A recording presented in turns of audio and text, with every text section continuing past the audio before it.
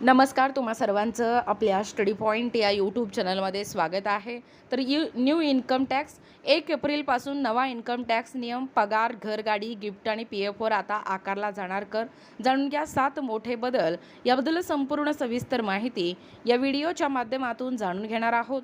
तत्पूर्वी तुम्ही जर आपल्या स्टडी पॉईंट या यूट्यूब चॅनलवरती जर नवीन असाल तर आपल्या या चॅनलला लगेचच लाईक आणि सबस्क्राईब करायला विसरू नका. चला तर मग वेळ वाया न घालवता येत्या 1 एप्रिलपासून कशा पद्धतीने 7 मोठे बदल होणार आहेत ते या ठिकाणी आपण जाणून घेऊया. बघा, या ठिकाणी तुम्ही टायटल पाहू शकता. टायटल काय आहे बघा, न्यू इन्कम टॅक्स 1 एप्रिलपासून नवा इन्कम टॅक्स नियम, पगार, घरगाडी, गिफ्ट आणि PFवर आता आकारला जाणार कर. जाणून घ्या 7 मोठे नवे बदल. पहा अपडेट संपूर्ण सविस्तर. केंद्र सरकार 1 एप्रिल 2026 पासून देशात नवीन आयकर प्रणाली लागू करण्याच्या तयारीत आहे.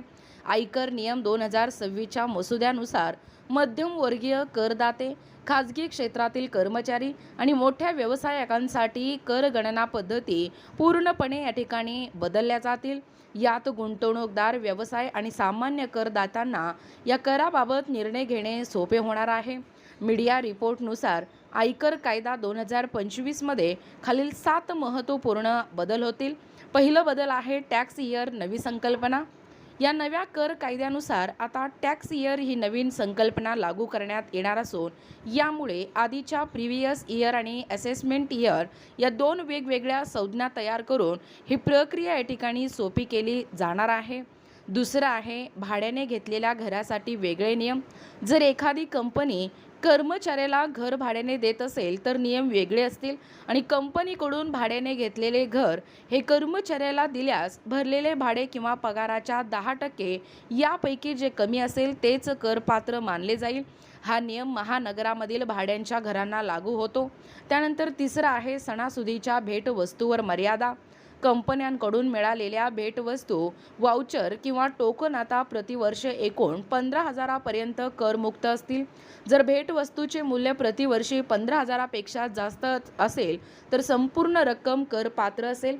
आधी ही मर्यादा खूपच कमी होती. त्यानंतर चौथं आहे STT आणि शेअर बायबॅक या करात या ठिकाणी बदल. बघा, STT आणि शेअर बायबॅक करात बदल. डेरिव्हेटिव्ज ट्रेडिंगमधील वाढत्या सट्टेबाजीच्या पार्श्वभूमीवर या ठिकाणी सिक्युरिटीज ट्रान्झॅक्शन टॅक्स STI या ठिकाणी STTचे दर वाढवण्यात आले आहेत. फॉर्च्यून्सवरील STT 0.02% या ठिकाणी यावरून 0.05% वाढेल. तर ऑप्शन्सवरील कर देखील वाढवण्यात आला आहे. या व्यतिरिक्त शेअर बायबॅकमधून मिळणाऱ्या स्कोर रकमेवर आता भांडवली नफा कर किंवा कॅपिटल गेन टॅक्स आकारला जाईल. त्यानंतर 5वा आहे सेवानिवृत्ती निधीमध्ये 7.5 लाखांपेक्षा जास्त योगदानावर कर. जर तुमची कंपनी तुमच्या PF किंवा NPS किंवा सुपर ॲन्युएशन या फंडामध्ये वर्षाला 7.5 लाखांपेक्षा जास्त योगदान देत असेल तर त्यावर कर लागणार आहे. त्यानंतर 6वा आहे कार्यालयीन प्रवास खर्चावर कर नाही. या नवीन कायद्यामुळे कर्मचाऱ्यांना दिलासाही मिळाला आहे.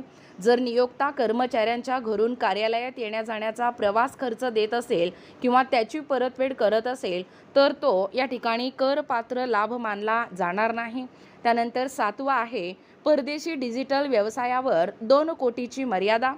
खरं तर डिजिटल व्यवसायात गुंतलेल्या परदेशी कंपन्यांसाठी सिग्निफिकेंट इकॉनॉमिक्स प्रेझेन्सची मर्यादा निश्चित करण्यात आली आहे.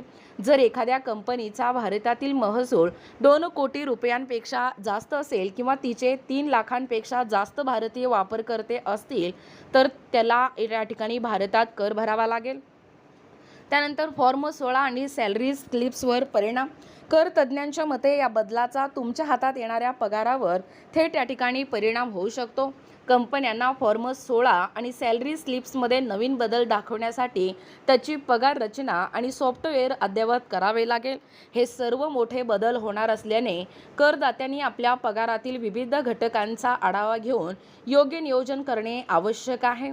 बघा, एकूणच अशा पद्धतीने या ठिकाणी आत्ताच पाहिल्याप्रमाणे केंद्र सरकारने येत्या 1 एप्रिल 2026 पासून या ठिकाणी या प्रणालीमध्ये लागू करण्याच्या तयारीत आहे. म्हणजे 1 एप्रिलपासून या ठिकाणी आत्ताच पाहिल्याप्रमाणे हे जे बदल आहेत, 7 महत्त्वाचे बदल, याबद्दल संपूर्ण सविस्तर माहिती या व्हिडिओच्या माध्यमातून जाणून घेण्याचा प्रयत्न केलेला आहोत.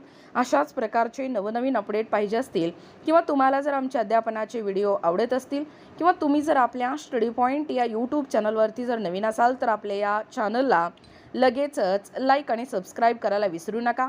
भेटूया अशाच पुढच्या नवीन व्हिडिओमध्ये. तोपर्यंत धन्यवाद.